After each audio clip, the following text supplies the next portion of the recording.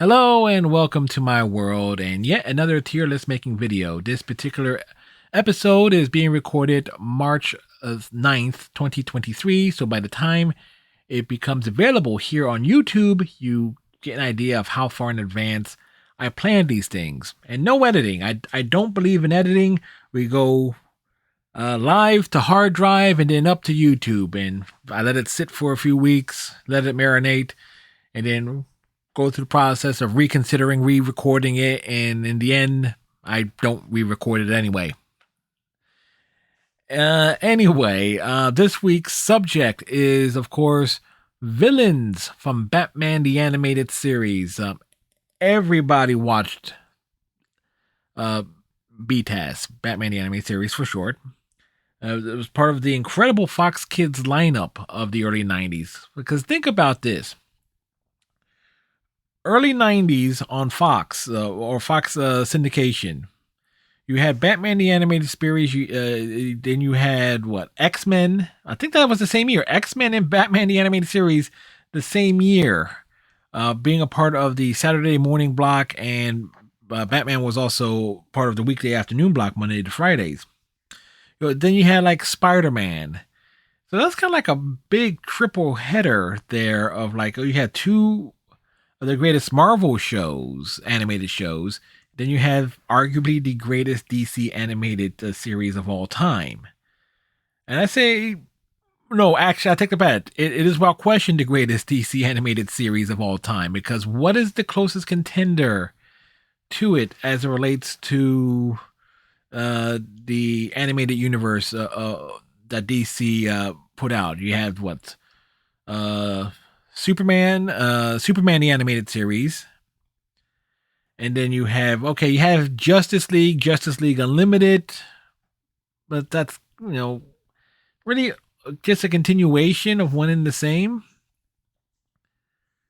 And arguably Teen Titans, if it wasn't if it didn't have like network and marketing interference that really could tell its story fully. But anyway, but one of the things that really stand out about Batman the Animated Series was the incredible stories, the great music. I think damn near every episode had its own musical score composed. It was like, sure, villains had like their general themes, but by and large, you rarely, if ever, heard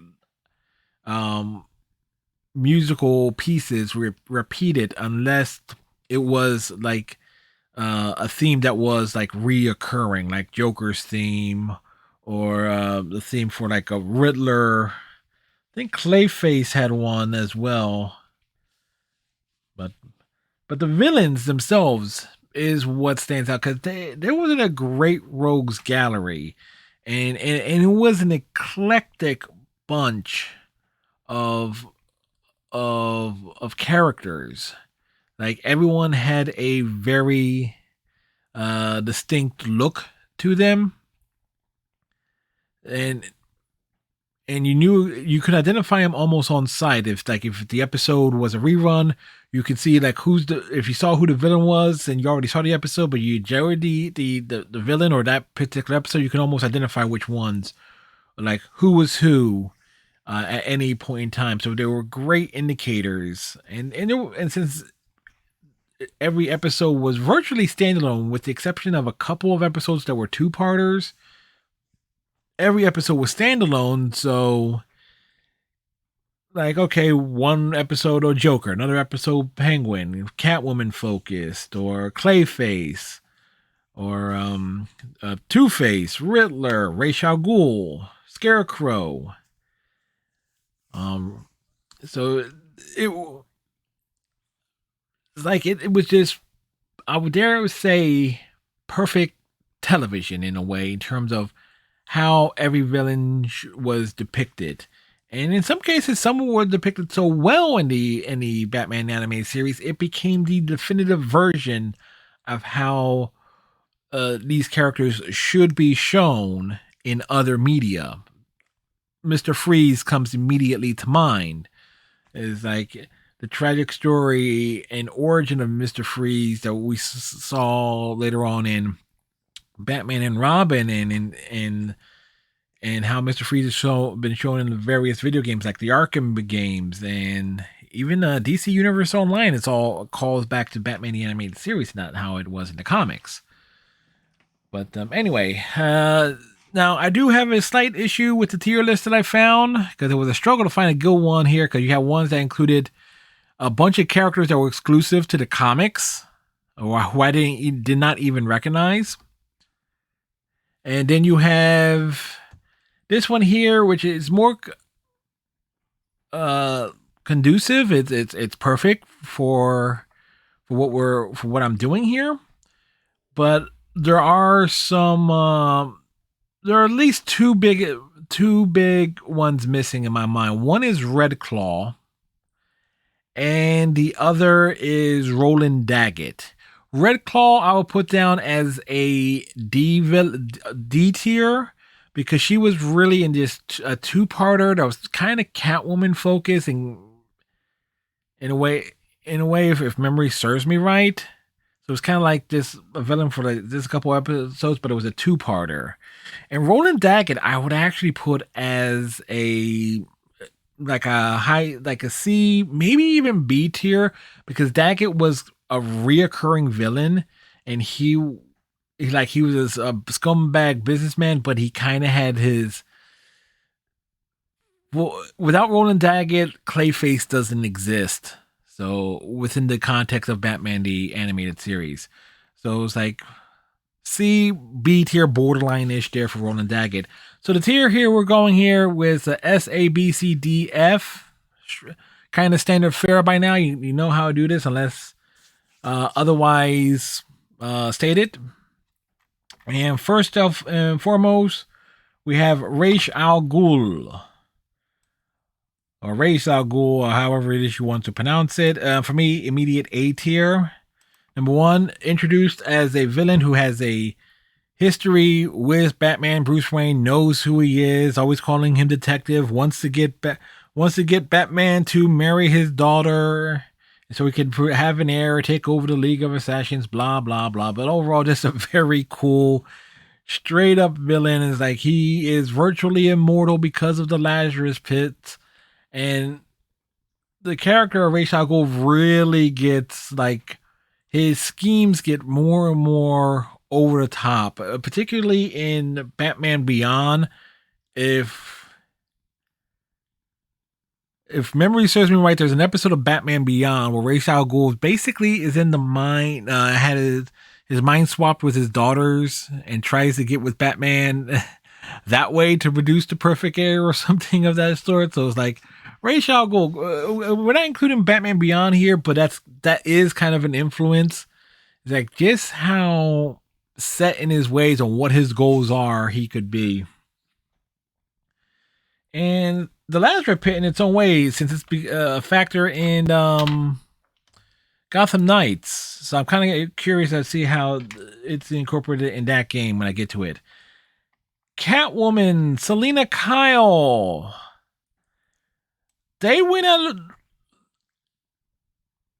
I don't remember exactly how she was depicted in the comics in the early 90s, but I'm going A tier because they kind of went back and forth in terms of making her an anti-hero, because she had her blatantly heroic moments, because the big push was the big ship creatively was Catwoman and Batman. Batman knew she was Selina Kyle and everything there, so but that big obvious ship and romantic angle and push with her, they really turned her away from a more hardened villain side, but at the same time it's such a great depiction of Catwoman overall, and I really think they had like a great influence, because I remember what was it?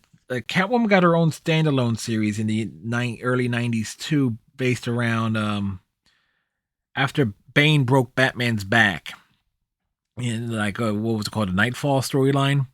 And Catwoman got her own series, and she kind of, and I know I have like the first I think I have like the first 5 or 6 issues of that in my comic book collection. But I don't remember how she was depicted in that other than being very, very top heavy. Issue number 1 of that is rather infamous for that. But I don't think there was much influence from the cartoon on how Catwoman was being written in that particular in her own standalone comic book series. I don't think so, but episodes that stand out, the episode where she was kind of turned into a cat, and I don't remember the villain of that episode. I want to say it was something like Bronze Tiger, but I'm not 100% sure. She had her run-ins with Batman. I think it was like an almost got him. She almost got to kiss him or something of that sort. The great anthology piece where various villains are basically playing poker and telling stories of how they almost got Batman comes to mind. At least her part at the very end, in terms of like she is involved in saving Batman in some way, or she was rescued by him. Something or another there. Baby Doll. I only remember one episode of Baby Doll, and it's basically her origin, the tragedy of her. It's an immediate S tier for me. Because the episode that I'm thinking of, you basically get her origin. She turns to crime and kidnaps her former castmates. So Baby Doll is an actress who has a condition where she looks constantly young. She does not age. She's that same height, same look that she is as a kid. And so it typecast her. She couldn't get any work, and the happiest days of her life was working on set with her TV family. The episode she kidnaps her family, and the tragedy of like what she always wanted, that what she could not have, and the ending of it where she's crying at, where she's shooting different mirrors and she sees I think it was like a funhouse, and she sees an image of what she wishes she could be and the tragedy of it. That's S tier for me. All right, that is such a great episode, and it makes her such a compelling villain because I believe it's her only appearance in the Batman the Animated Series, so it stands out in a big way because it is so good. Next, we got Bane. In the Batman animated series version of Bane. Bane in the comics, easily an A tier because he was really presented as a true threat. It's like he broke Batman's back. Bane in Batman the Animated Series is a fucking joke. Like he was literally disposable. It's like D tier.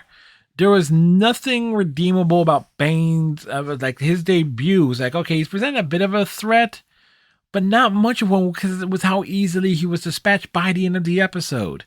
Because of the syndicated nature of Batman the Animated Series, every episode was a standalone, so of course he wasn't going to be have like a big story arc or anything. But Bane was this mission. He was poorly utilized in Batman the Animated Series. In fact, the only thing I really remember about that early, particularly the debut episode of Bane, because he imports his influence and over like muscles out Rupert Thorne, and he basically gets Rupert Thorne's assistant to be his assistant, and she has this fight with Robin. And she's able to, and she's kicking Robin's ass as they're fighting in water. That's like the big memorable thing about the episode. It has nothing to do with Bane. It has to do with a secondary character beating the crap out of Robin.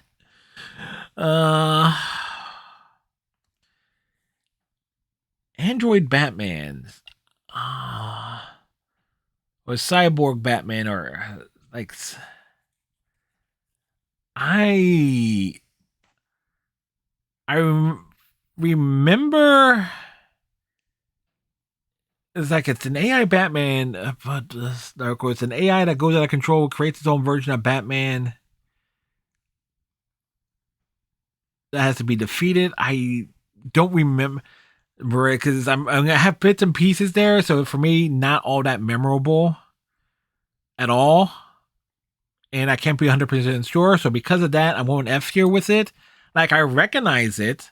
I remember there being a robot version of Batman. I just don't remember the context of it. And so I can't do anything more with it than that. And it's just like it's an F tier. Poison Ivy debuted with a bang in terms of like, in that big association with Harvey Dent, because she was making the moves on Harvey before he became Two-Face as part of her scheme. You get the big eco warrior vibe with Ivy, and it kind of made her a bit one note. And it really isn't until she's paired with Harley Quinn, and I think that's in the New Adventures of Batman and Robin, which is technically season 4 and could be considered a different show, but it's at the same time it's considered the same show because it's the same continuity in a way. I'm going B tier because I am pulling in her pairing with Harley. It really rounded out Poison Ivy when she kind of got paired with Harley Quinn to got Harley away from the Joker for various episodes at times, or at least a couple of episodes. I'm not sure. I don't remember exactly how many. The big thing with Ivy that at least stands out is a great moment in the episode Almost Got Him, which is my personal favorite episode of Batman the Animated Series. She has this exchange with Two-Face. It's like where he says to her, "Part of me wants to strangle you," and she replies, "Oh, and what does the other half want? To hit you with a truck." So it was like that is such a great callback there. Clayface, again, had incredible debut, and that is what's carrying Clayface here. Because, and this will mention Roland Daggett. If I'm giving Roland Daggett a C or a B, I am putting Clayface up here, and it's on the strength of his debut because you get Clayface's full origin. He's an actor who was disfigured. He is using Daggett's like a renew you facial formula to look young again so he can continue acting. And he's being blackmailed by Daggett into doing all these crimes, framing Bruce Wayne. Daggett tries to have him killed, like dumps all that renew you facial rejuvenation clay on him, and it mutates him into Clayface, and he goes basically single-minded focus. He wants to get revenge on Daggett. It's like he does, and it's so good. It's like I'm going to jump ahead to the ending. Batman's good. He has Batman cornered in a TV control room, and Batman is planned ahead because he's lured Clayface there, and he has all these TV monitors ready to show him what he was and that he could be that actor again. And he just loses it and gives himself the greatest death scene ever. It's like I believe is the final line in it that he says before he's quote unquote killed is that you know what I would have given to play a death scene like that? Guess I won't read the notices, or I won't be around to read the notices. And you think Clayface is dead, but the ending, the twist, that no, he's morphed. He's disguised himself as a woman because he can be anything. He can morph into anything. He is that good of an actor. And it's revealed that he's alive as this woman is laughing madly in the street as Clayface's buddy walks by and just laughs and just like, oh, the Clayface is going to be around. And the strength of that, much like with Baby Doll, puts Clayface S tier. So for me, some of his later episodes not as good, but that initial episodes that's what leaves the impression there because that's how good it was. Harley Quinn was an original character created for Batman the Animated Series to be Joker's sidekick. She did not originate in the comics at all. So but needless to say, she made an impression off the gate, off of her debut. All of her antics, how good she was as being the perfect foil sidekick for the Joker, really, it can't be understated in any shape way. The episode Mad Love, another great episode, which actually puts the limit on certain things that was being said, such as I believe the because it got adapted into a comic as well, or vice versa. I forget the order, but it has the line of Hey, Mr. J, you want to ride your Harley? Vroom, vroom, or something to that effect. I believe it was in the episode itself because he pushes her off the desk afterwards. It is, and as I'm saying that, it's the new Adventures of Batman and Robin, the season 4 era where that episode is. But because Harley has the same design basically throughout, so it kind of it's that's kind of influencing. But she has a lot of great moments. Her pairing with Ivy, Harley's Day Off, which is a great episode where not Harley's Day Off, but she gets parole. She's on good behavior. She is actually making an effort to do the right thing. She goes and pays. She wants a dress. She buys a dress, and because of a simple misunderstanding, she flies off the deep end. And it's like you can't help but smile when thinking about Harley in the context of Batman the Animated Series because she originated there. So that's all of the groundwork of a lot of her ongoing things that you see today in the Harley Quinn show that's on ABC, HBO Max, or was. It's by this point it's probably been canceled. Her pairing with Ivy comes from Batman the Animated Series. And it was obvious. It's like they were a perfect match, both in terms of just being a point and counterpoint, but in terms of an actual love interest, as it turns out. Mr. Freeze, immediate S tier.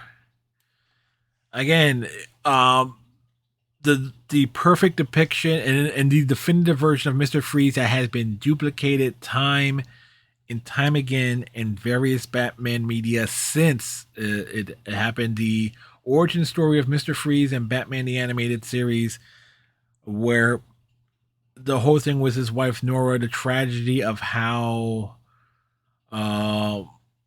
he was basically betrayed or denied working and was taken out by a corporate executive, and then wanting revenge. It's like it has such weight, such great characterization on it, and again, it's the definitive version of it. The other episode that stands out with Mr. Freeze is essentially his death, and granted, it's in Batman Beyond, but there is such a callback where Mr. Freeze is brought back in Batman Beyond for one episode, and it's essentially his death. So you kind of get like the big bookend there. But it's like it's such an awesome character. The fact that the team behind Batman the Animated Series was basically able to make their mark on one of the classic villains of the Batman Rogues Gallery. Joker in Batman the Animated Series. Most people will put him S tier, but I am going A tier because the Joker there were moments where he felt it was like more missed than anything else, and so it's like he could have been like most people will put him S tier, but when I think of Joker, I think of like in Batman the Animated Series, I don't think of him as being the most like he's a great villain, but not in that S tier rank because I don't think any of his stories were really good enough. Like he's in Mad Love, but that's a Harley story. And the big episode that I really remember him in is like I think one of the final episodes of the original Batman the Animated Series run where he has the Laughing Gas barge rolling down the river of Gotham, and he has the big Captain Clown robot. And don't get me wrong, it's like, do I judge it based on would I judge it based on Mark Hamill's most the performance of the Joker?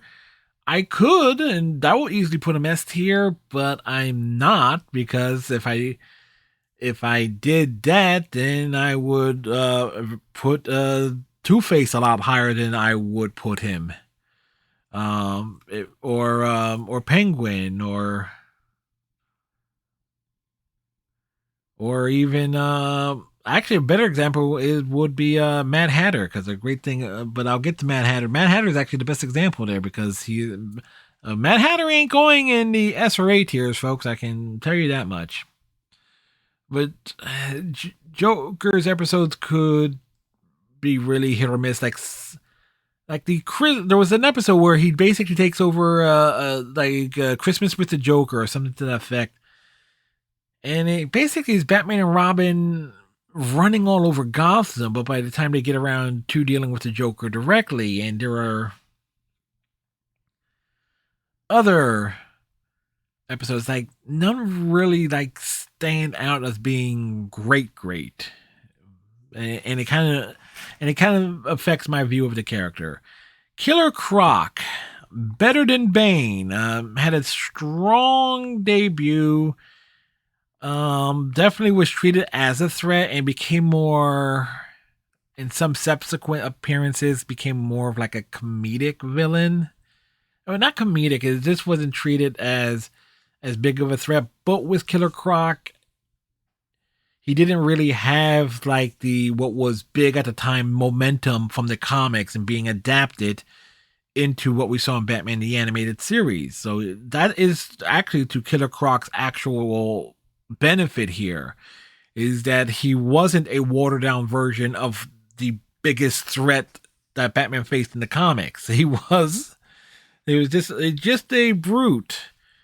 I think they did a fair job of introducing him, but and I did like the overall performance of it, but just nothing really stands out beyond that. Now, Mad Hatter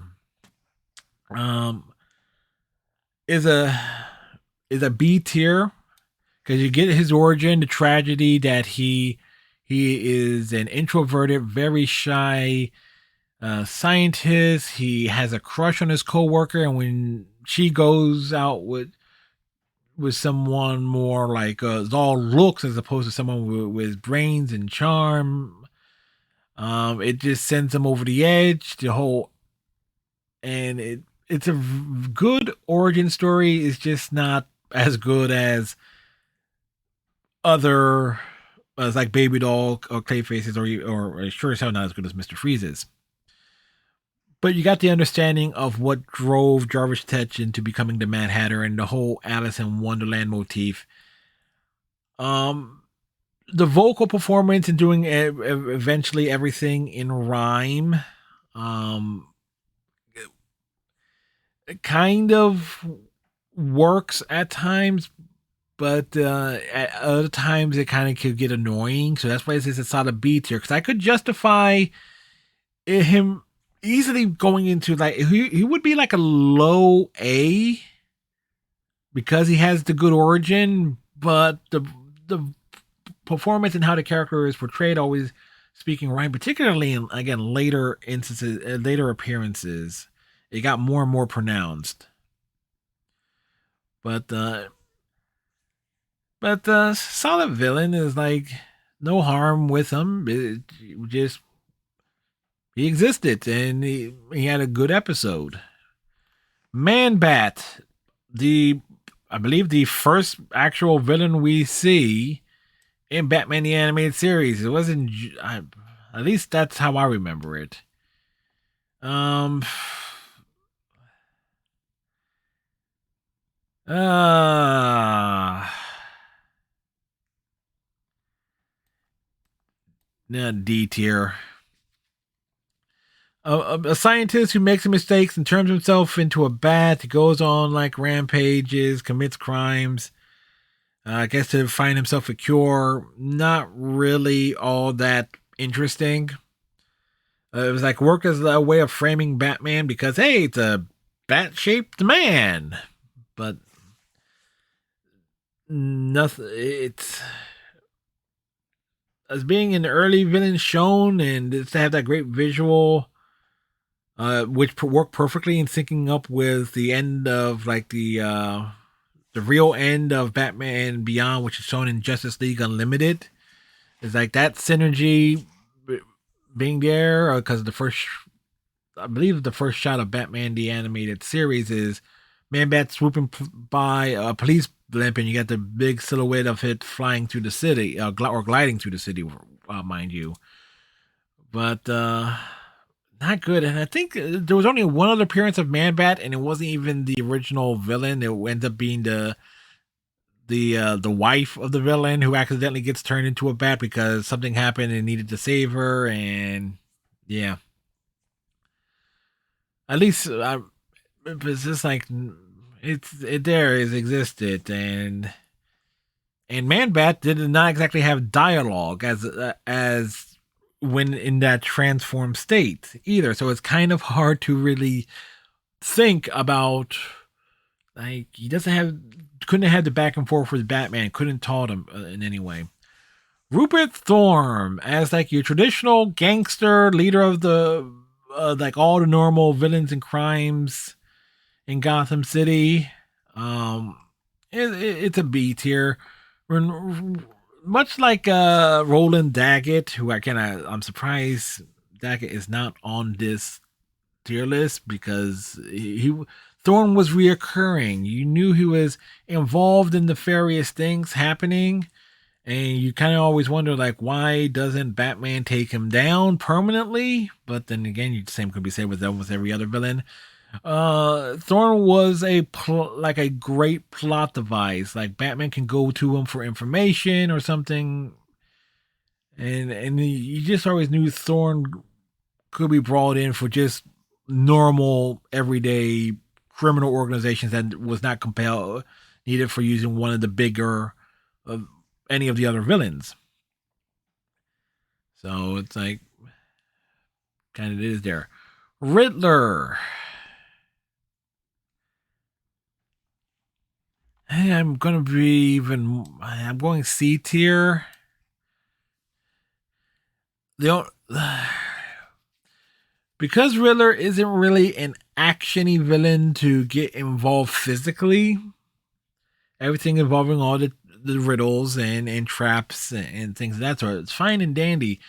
But the problem is I'm really struggling with an episode with his is like to really think that stands out. And the only one that comes to mind was the one where a computer is delivered to Gotham PD and it traps Jim Gordon in it, and with Batman and Robin have to use like virtual reality or something to get into it and play Riddler's game of sorts in order to save Commissioner Gordon. And I thought that was a mediocre episode. It's like but he was interesting. The various puzzles is like if you sit and watch an episode, it's like okay, it's fine. It's like so the portrayal of Riddler in the context of everything it's fine. It's just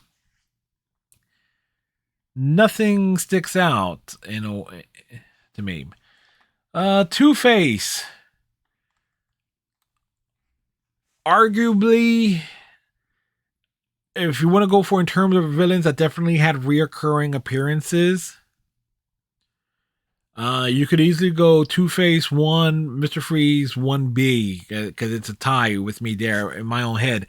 Because unlike Mr. Freeze, unlike Clayface, Baby Doll, Jarvis Tetch, where they base no Clayface is actually the great equal there in terms of Two Face, or at least the closest, because you actually get to see the full origin story of Two Face. We are introduced to Harvey Dent long before he becomes Two Face. So, because Harvey's like first appearances was with Poison Ivy. I think Harvey then has a couple of other appearances before the big turn into Two Face.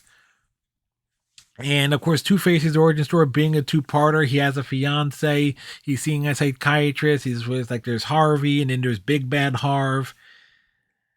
And it's like he has the split personality disorder, the big tragedy that has his face scarred, permanently scarred, that sends him over the edge. You think there is hope that he could regain his normal self, but in the end, he doesn't. So it really carries forward. So, like, again, the true definitive version of Two Face for me, and it hasn't been. And if it wasn't for like, I guess Tommy Lee Jones believing or the campiness of Batman Returns, because it would have been great if we would have got a live action version of this Two Face.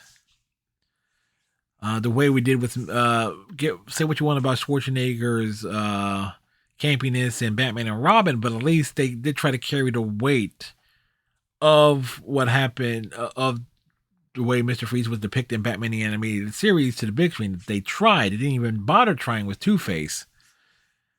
But again, Two Face just great, and he have the great build up to him. So he had that all carries forward, and that's a great influence on my mind there.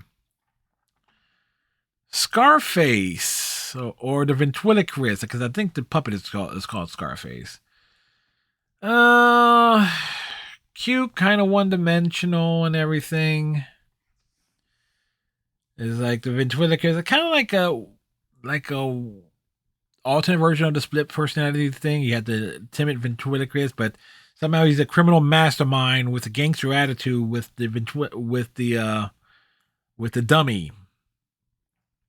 So it definitely has its the character of Scarface, or the ventriloquist, whatever it is you want to call him, has its overall charm, just not enough to justify putting it beyond the C tier.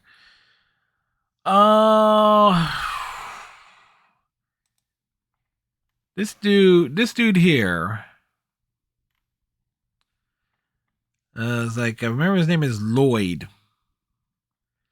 And the whole thing was he got something that was able to turn him invisible. It's like a 1-episode note. It was like a single episode that I can recall, and that's about it. I just remember the dude's name is Lloyd. It's like, how lame is that? It's like that's all that's sticking out. That his name is Lloyd, and that he has this suit, and he can turn invisible, and I think the suit has like some toxic properties to it. Hugo Strange, the one who figures out that Batman is Bruce Wayne, or is able to trap Batman and put him into that dream state world. In terms of like as a genius and everything, Hugo Strange is not really a character that you would want to see, but his depiction is quite good. Like he has the big moments where he's kind of like definitely more a behind the scenes type of villain. Like, oh, it's him that's behind it.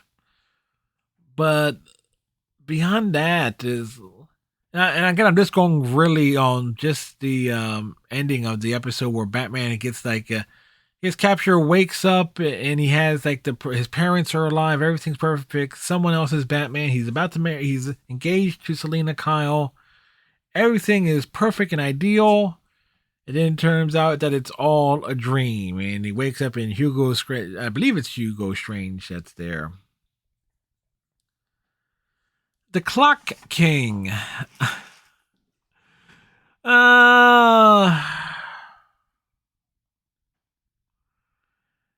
good, good episode. Everything built around time in terms of it's like the 4:15 train is coming by. That it's always late, and it wants revenge on the mayor because the mayor insisted that he go out to the park, do something different, and then his entire life uh goes to hell, and he wants revenge on the mayor of Gotham. So it kind of plays plays out that way, and it's a fine episode. I don't think he ever popped up again, but the episode is good enough for me to justify putting him on the C tier. Penguin. While the design is clearly based on or close to the version seen in Batman Returns, the air of sophistication, they made it. They made the Penguin in Batman the Animated Series definitely more sophisticated. He has that great episode where again he gets on parole. He's redeemed. He tries to ingratiate himself with high society because that's how he sees himself as, and it only to learn that he is being used and manipulated as for a lark. So there's that tragedy there. Also, the episode Batman. I got Batman in my basement. Granted, that's more about the kids in that episode, but Penguin has enough moments, uh, to put him up there in the A tier, and the fact that he is more or less reformed and he has the Iceberg Club and the New Adventures of Batman and Robin, where he kind of like goes legit, and I believe that has a lot of influence after the fact on some of his depictions in other media, at least from my standpoint. But Penguin, solid A tier. Scarecrow, A tier. Kind of one dimension, in a way, one dimensional because everything's based on fear and new forms of fear gas, making everyone face their personal fears, inner demons. What's great about his episodes is not necessarily the character, it's just what the character brings out of others because of the entire gimmick of his villainous persona. So it's like a solid A tier, but it's based more of what he causes more than what he actually does or stands out to me. The Sewer King.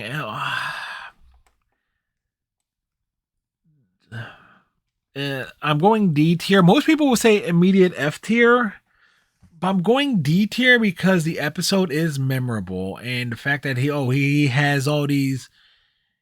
He has two pet crocodiles, and he's basically has captured or enslaved all these runaway or orphan kids, turning them into his own private band of thieves, a la like Oliver Twist. I want to make that comparison to, in a way. At least that's what comes to mind.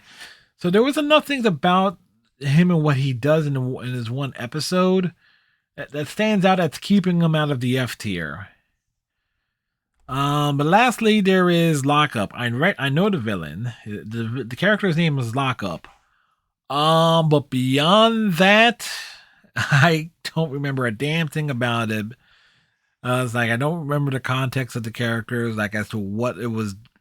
I think it was just a single episode of Batman the Animated Series, but there is nothing about the character or the episode that's in that is standing out into my mind as in terms of the details.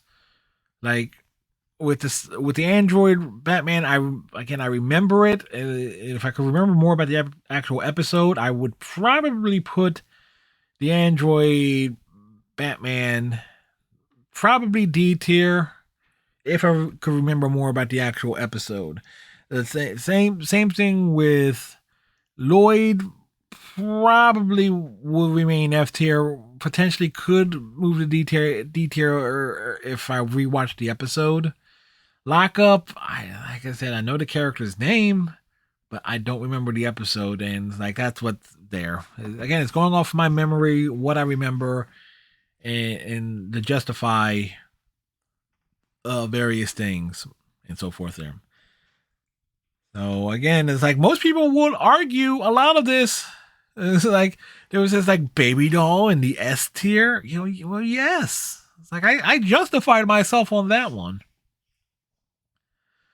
But that will do it for this particular tier list on this time around. If you have anything that you disagree with me on this, leave them in the comment section below, because I believe the fact that I don't have Joker or Catwoman, Penguin, or Ra's al Ghul or Poison Ivy all in the S tier is probably going to piss some people off. But again, in some cases, a single episode it makes or break it, and if a character is reoccurring, that's going to hurt them a little bit more. At least in my eyes and in my aging brain. So on that note, of course, in a couple days there'll be another video regarding stuff from my collection. Not sure what's going to be in that one exactly just yet, other than it's going to be DVD focused. And of course, you can find me nightly over on my Twitch channel, playing a variety of different video games. All the important links and stuff, obviously in the description below. Like this video if you want. Subscribe if you aren't so inclined. I know I don't when I see that said in other videos, but then again, other channels say shove it like up front and in the middle. I do it here at the very end. And we'll catch you all in the next video. Bye.